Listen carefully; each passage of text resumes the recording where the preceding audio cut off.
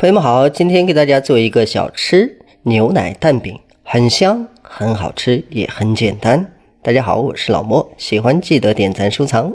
先記好材料，中筋粉咱們需要準備200克，接着需要準備香油20克，這就是讓它聞起來很香的關鍵。再打入1枚雞蛋，大概40克。接下來就需要把這幾樣材料充分的打散，尤其是鸡蛋，如果不打散，和面很粘手。攪拌均匀之後，咱們準備酵母3克，然後牛奶準備70克。因為咱們前面油啊、蛋啊都是液體，所以这個牛奶的量不要太多，如果太多了、太稀了不好操作。同時大家需要注意，材料混合比較多的面团在揉面的时候呢，一定要充分。假如说咱們揉面不充分，做出來的口感可能是天差地別，很可能讓你各種懷疑。所以說呢，細節一定要做到位。揉好的面團和之前一樣，揉到表面不粘，相对更加均匀的狀態，然後直接包起來進行發酵。發酵的時長呢，大概需要20分鐘，讓這個面徹底發起來就對了。下面是油酥，咱們準備50克面粉。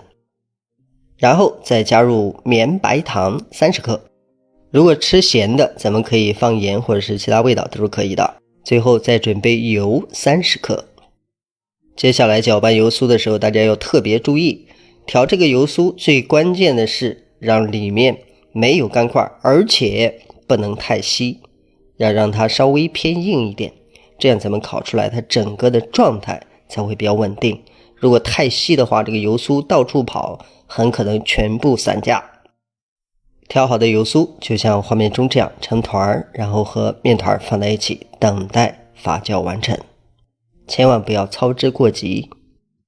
此時這塊面團就已經發好了，咱們把面取出來，案板上稍微補一點粉。這個面團大家可以看一下，其實呢並不是特別飽滿，這個是對的，因為它裡面有油，它容易泄勁兒。但扒開之後，大家可以看一下，蜂窩非常充足，而且此時這個面非常香。下一步揉面很簡單，大概揉個5下就可以。大家可以看，就像這樣就完成了。假如說咱們揉面過度，這個面筋過於緊張，你想把它擀開還是不容易的。所以說呢，稍微給它揉2下，直接用擀面杖給它擀出一個形狀。然後稍微給它修整一下，就像畫面中這樣的狀態就可以了。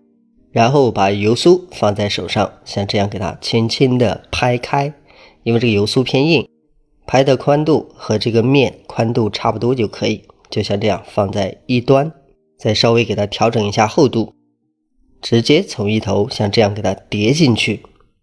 有粉多的地方要給它去掉一點，然後呢這邊折過來，把邊上壓齊就可以。大家看，就像畫面中這樣了。接下來呢，咱們需要直接來擀。擀的時候呢，大家要注意這個力度不要太重，因為油酥偏硬，太重的話容易弄破。咱們最終擀成畫面中這樣就可以，也不需要折疊，直接就一次性的擀成畫面中這樣。然後再用手像這樣来回的給它調整一下，然後再擀一下，厚薄均匀了就可以。大家可以看，就像畫面中這樣，用刀給它切成細條，這個條呢大概1厘米寬就可以。假如太寬，咱們下一步的操作呢其實並不是那麼容易。切好的條，咱們需要單獨的把它像這樣給它按得圓一點。大家看，稍微这樣搓一下，盡量讓它長度差不多，然後呢直接把這些全部疊在一起，先這樣給它捏一捏。然後再搓一搓，像搓麻花一樣，按住一頭，另外一頭不動，給它搓緊，讓它擰成一股繩就可以了。然後像這樣先給它稍微按一下，讓它更緊實，保證它做好之後不散，然後再用擀面杖在上面擀一下。擀好之後，就像畫面中這樣餅狀，然後呢，咱們把邊上散架的地方去掉，直接斜刀給它切成小塊。這是切好之後，然後呢準備一個蛋黃，在表面刷上顏色，這是為了讓它更好看。再撒上一些黑芝麻或者是你想要的點綴，然後放入烤盤，所有操作就算完成。接下來咱們需要預熱烤箱，上火200，下火200，10分鐘。然後放进烤箱，溫度不變，烤22分鐘。時間到，直接取出，此時香氣特別濃郁，表面硬硬的，然後咱們吃着吃呢，外面是酥脆的，裡面又是鬆軟香甜的。喜歡的朋友可以試一下，咱們下期再見。